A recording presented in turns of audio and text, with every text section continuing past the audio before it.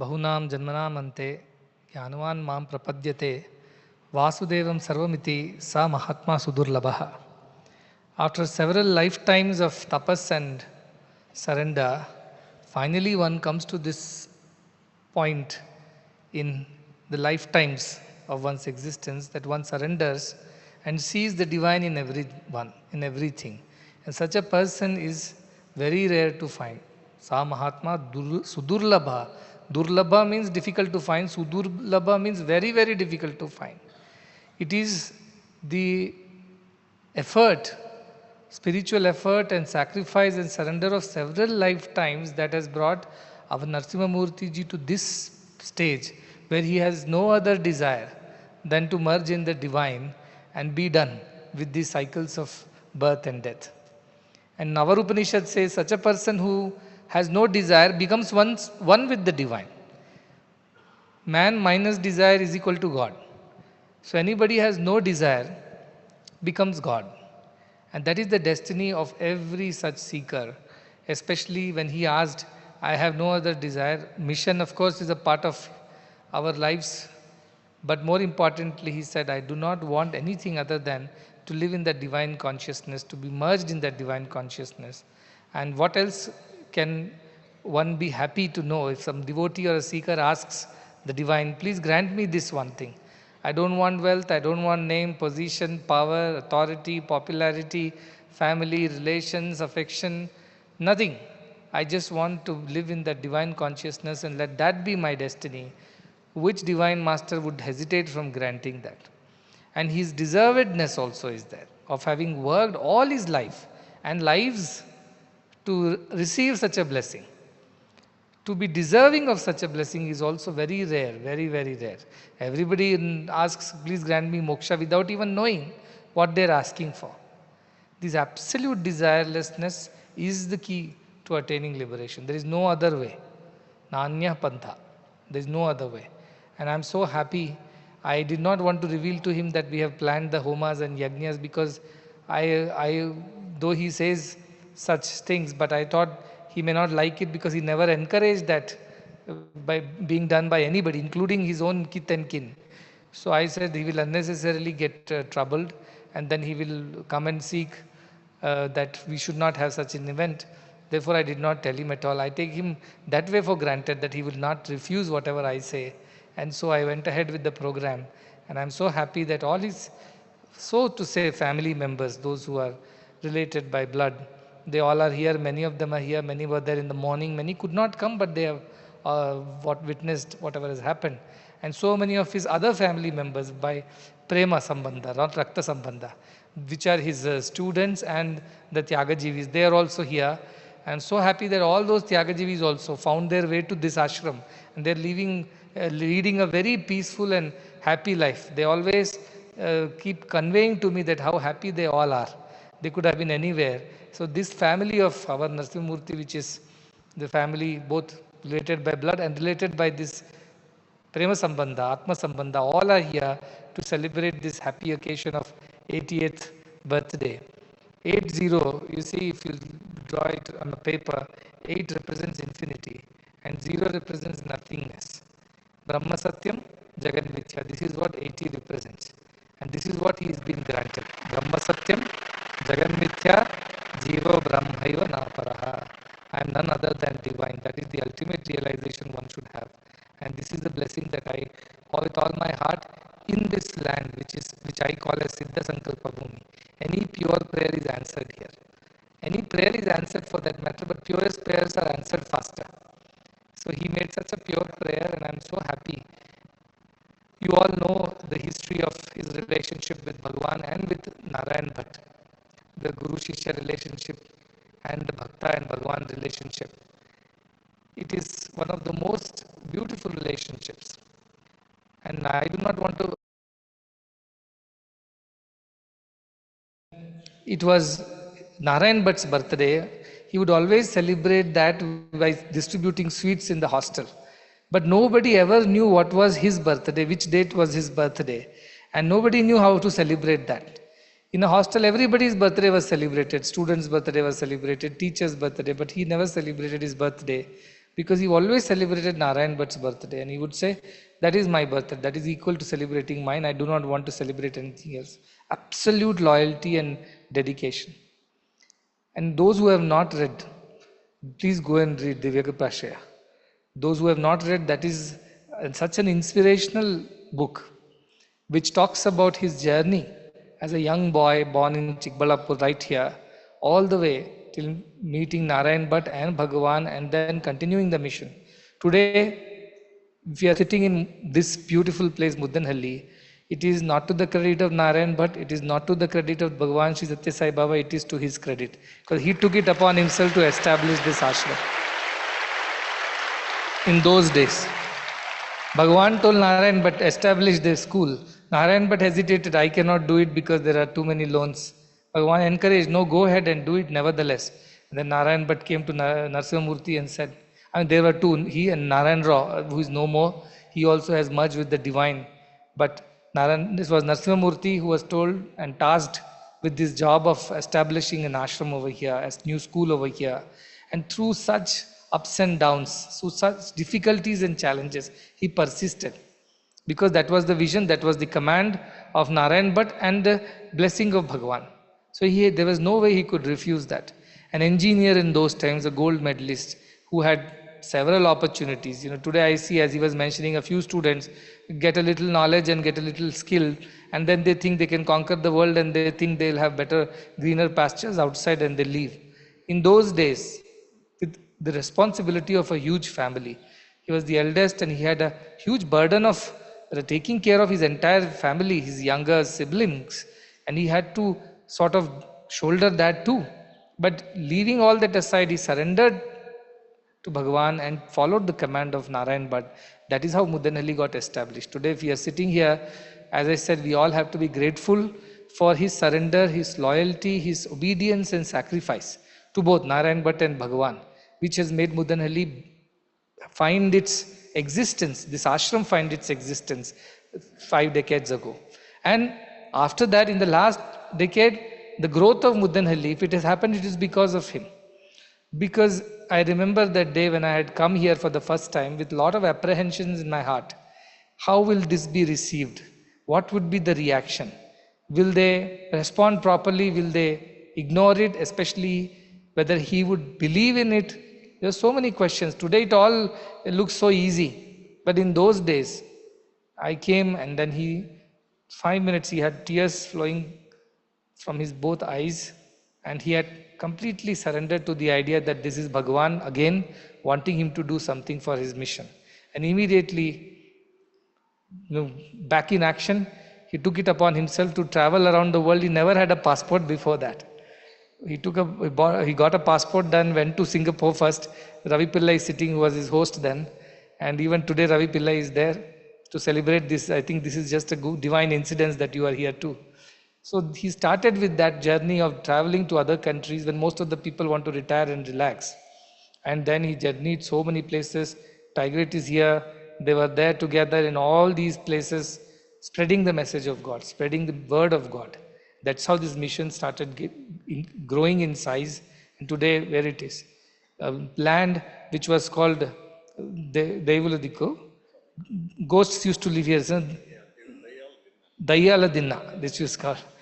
Dayaladinna means ghosts live here. That was the general talks in the nearby villages, that nobody should visit this land because ghosts are there. But this land turned into now gods are there, not ghosts. Gods are there in this land. That is how it turned into, because of the divine work. Today, this land has been visited by the chief ministers, the governors, the prime minister, the president. Such a humble beginning, and today such a glorious present. And what would be the future like? You can only imagine. I was telling them, the trustees of Prashanti Balmandir Trust, just a while ago, with the next year coming 100th birthday of Bhagavan, this mission is going to go to another level. We can't even imagine where it is going to go from here, because it is God driven. It is divinely designed and divinely driven. I only know that this is going to grow and encompass the entire world in its embrace. And it will change the world for the better, for once for all, for good happen from here. It sounds a little ostentatious, a little audacious or outlandish at this point in time, but this is the future. And all these hundreds of years down the line, when people will talk about, they'll talk about, there was one man by name Narasimhamurthy, who started this ashram, lying, sleeping in the pump shed, carrying bricks and sandbags on his back, and cycling all the way up and down to the town to get donations for this ashram, and teaching and mentoring kids and his fellow Tyagajivis, and then finding his path, his way to Puttaparthi, Whitefield, living with Bhagwan, and after that such a glorious event of coming back to the same place where he began and growing it further from there. And then this wonderful mission that is happening today. What a glorious story. We do not have a parallel to this in the universe. This is how this glorious mission has come about. His faith, his surrender, his obedience, and absolute loyalty. That is the reason why this mission has come this far. And I have no qualms in saying that if it was not him, see, we also had a sister institution, you know that. But they could not accept this idea. But here was Mudanhalli, here was Narasimhamurthy, who immediately surrendered to this idea, and look at where it has gone to.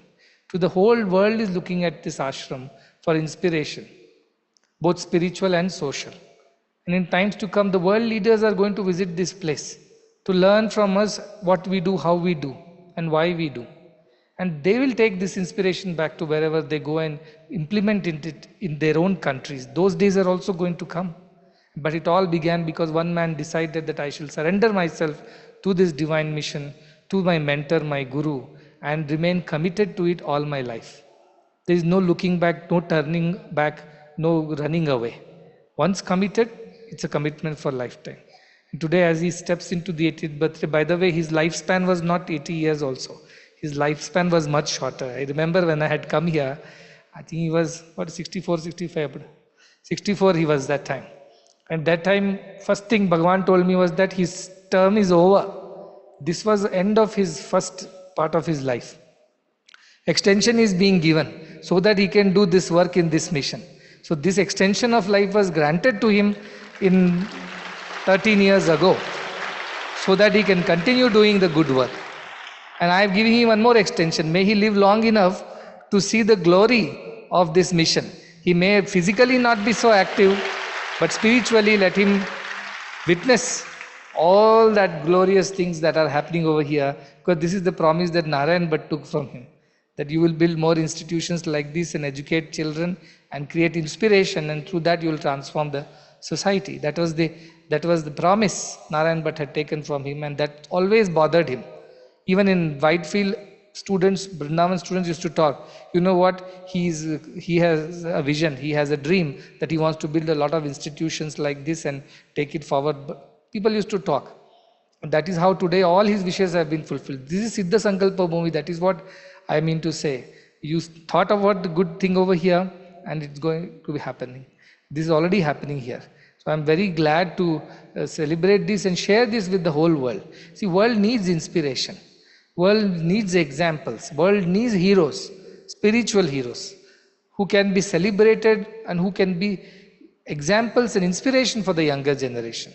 Somebody in those days can sacrifice his career, even so to say the responsibility of the family or the desire for greener pastures, to serve the divine, to execute the will of his guru, of his mentor.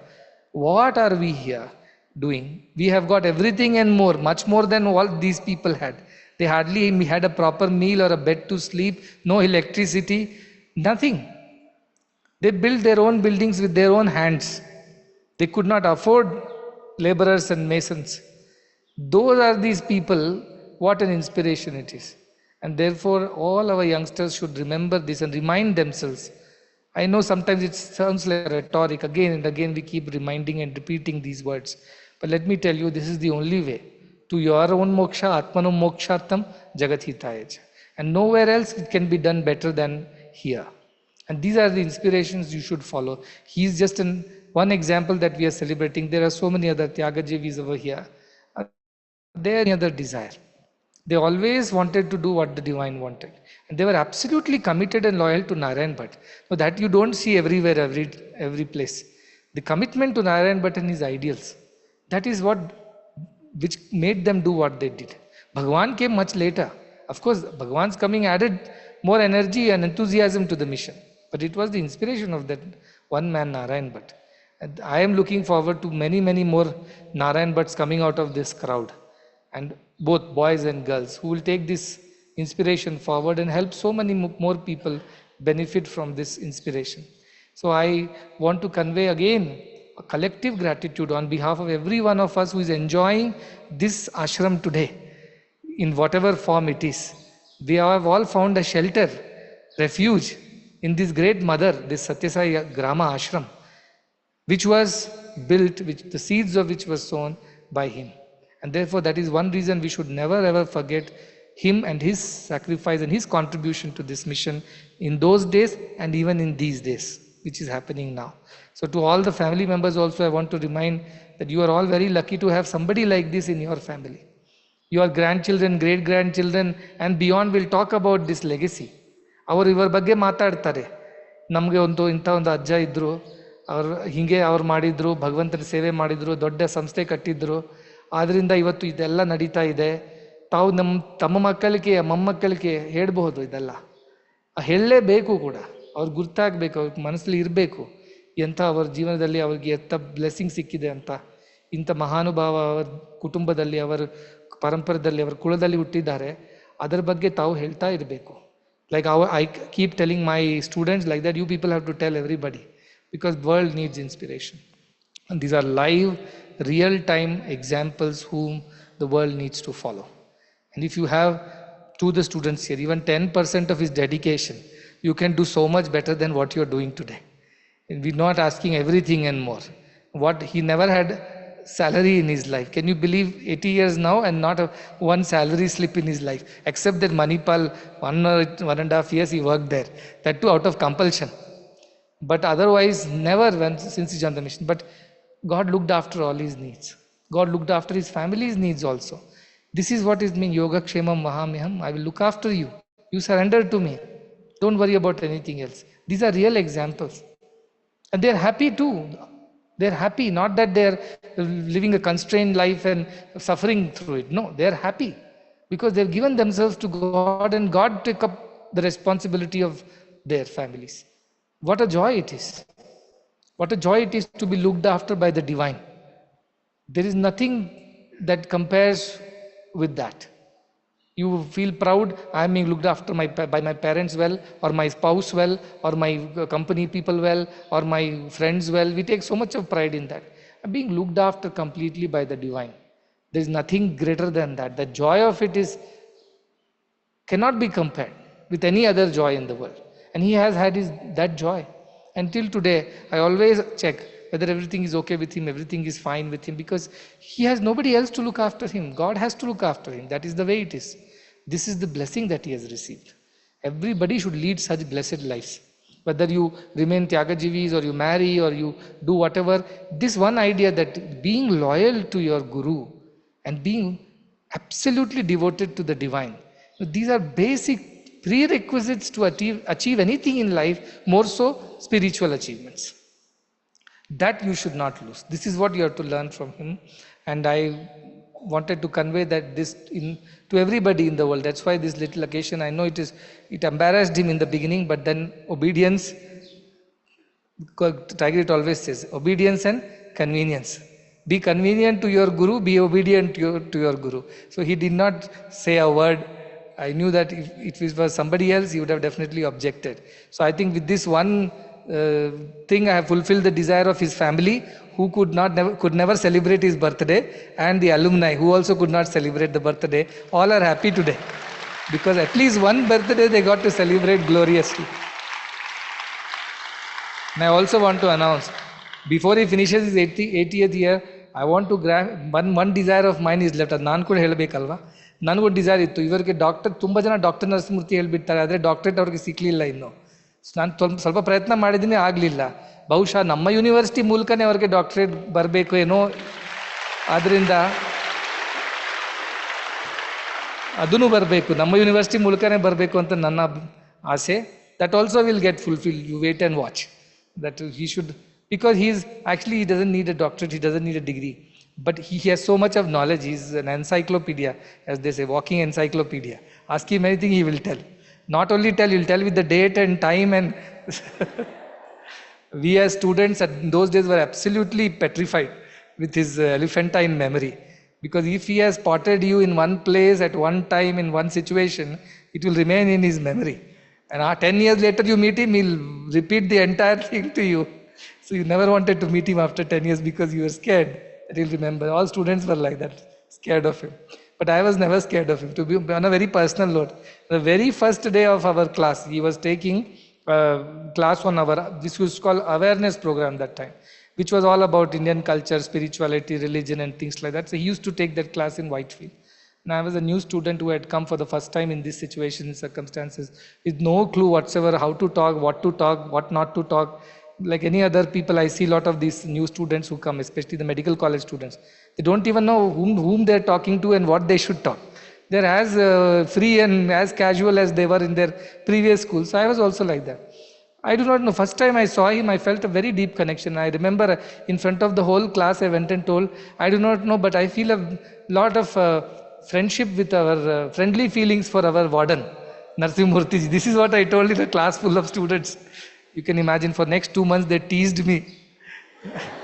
Your friend is coming, your friend is coming. I did not know why I said this. Today I know. Today he also knows. Today all of us know.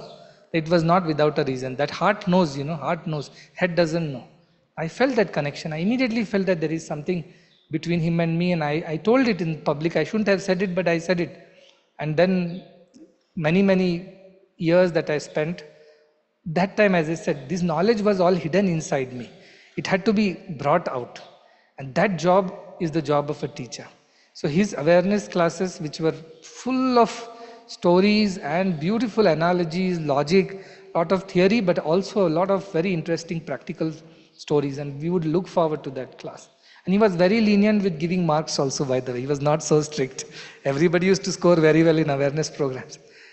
More than that, he used to also conduct a session in Trai lawns, Trai Vrindavan. There were lawns there, and every Sunday evening, for some time, he would conduct a study circle. And that was something that we all, those who were interested in spirituality, used to look forward to. That meant you had to sacrifice your games or something for that evening, but this was worth sacrificing it for. And I remember Shivu also used to come there to the study circles from Bangalore. And I used to also go to those study circles because I wanted to know. And one answer that he gave me, which I'll never forget, I used to ask him always this question: why did I come so late to Bhagwan Sri Satya Sai Baba? Does he not love me enough? Why did he not bring me when he was a young boy? I could have been with him. And why he did not bring me to him at your age when you came to him? Why did I come so late in 1996 when he's almost, towards the end of the avatarhood? So I was acutely aware of the idea that Bhagwan won't be living as long. So why he did this to me, I used to question. And he would say, and he gave a very beautiful answer. He said, a mother may have 10 children. 10th might have been born on the 10th year. Does it mean she loves the 10th child any less? It is just the way it was. Every child is born at its own time. Your time has come now. Don't worry. If you love Bhagwan, he will never leave you. He will always take care of you. He used to say these things and kind of, console me. And today it all has come to pass. See, Bhagwan looked after me much better than anybody else. Though I came much late in the sequence of things. But the way it has happened. So everything that he told, and I used to pester him. I remember in library, if I catch him free, he's done. Till he answers all my questions, I would not leave him, because I was so interested in knowing. All this was new to me, coming from a different background. Everything was new and exciting. So I'll keep asking him, why this, why God created, why karma, why papa, why punya, what happens at the end. All kinds of questions I would ask him, and he would patiently answer, because he saw a seeker in me then. And he would answer those, all my questions patiently until I was satisfied. He would not give up. He will also try to explain as much as possible. But this mentorship was needed for any seeker to grow and blossom into a master later. These seeds were sown then. So Bhagavan brings us all together for a reason. If we are all sitting in this hall today, there is a reason behind it. It does not happen just like that. We have something to learn from each other. We have something to give each other and also receive from each other. In the process, grow together. That is the idea why we are all here, why Bhagavan puts us all together. So never complain and cry about why things happen this way or that way. For everything there is a reason. And the reason is our spiritual evolution. We all grow today. I remember when I had come in 2012, I used to come and bow down at his feet. One day he told me, you should not do this to me. I said, no, I feel motivated, I feel inspired looking at your personality and looking at what you have done for Bhagavan. In Vrindavan and all, there is no culture of bowing down or touching feet of the elders. That is in Arike Mudanri it was there. So I like this culture. 12 years ago, I used to come and bow down at his feet. Today he is bowing down at my feet. Look at the humility in his personality. You think it's easy? It's not easy. It's not easy if you know all my student days and my frails and my frailties and my faults, which he is aware of. Despite that, accepting that no, now he has grown in stature. He is different from what he was. And accepting and bowing down to that divinity, that idea that he is higher than me today, not given to everybody. I have written in the book also many times, when people will shy away to even fold hands in front of me, they think, oh, he's not Bhagavan after all, he's another person like us. They stopped even folding hands in front of me, which of course doesn't hurt me, but it showed the kind of attitude people have. And he saw the transformation. He understood it just like that. Because he has grown spiritually, he has evolved. So he just knew like this. First time he touched my feet, I was very, very uncomfortable. But he just knew that this is what has to be done. And whatever he felt in his heart to respect that, I just kept quiet, despite being uncomfortable about it. But that is the kind of spiritual evolution we must go into. It is not easy, but it is the way. It is the only way to reach our destination. And we have a live example of people walking this path. Let us follow them. Let us follow them, and we also reach our destination. This is why personalities are like him are to be celebrated. And I look forward to many more years of his presence with all of us, so that he continues to inspire people, continues to guide them, continues to motivate them. And I can continue to celebrate such birthdays in the coming times also. With a lot of our love and collective gratitude on behalf of all the devotees, especially those who are a part of this mission now, which is different from what it was before. They all owe it to him. Because if he had rejected me on the day one, all this would not have happened. But he accepted it, though he had the authority to reject also. He accepted, surrendered, submitted, and obeyed. And till date he does that. This is what keeps this mission going. And hundreds of those who do this every day, they keep this mission going. To all of them, my heartfelt blessings and my complete, whatever God has bestowed, whatever power and authority in me, by virtue of being Sadguru, I bless that he attains what he has asked for, that he lives in that divine consciousness all the time and experiences that divine joy in every waking moment and every sleeping moment. He is filled with that divinity, and may that divinity inspire many more. With these words of blessings, I conclude, wishing him a very, very happy 80th birthday, and may Shatamanam Bhavati Shatayuhu Purushas Shatendriye Ayushyevendriye Praditishthati. May you live 100 years, may you live in healthy body with all your limbs intact and vibrant and full of vigor. With these blessings I conclude.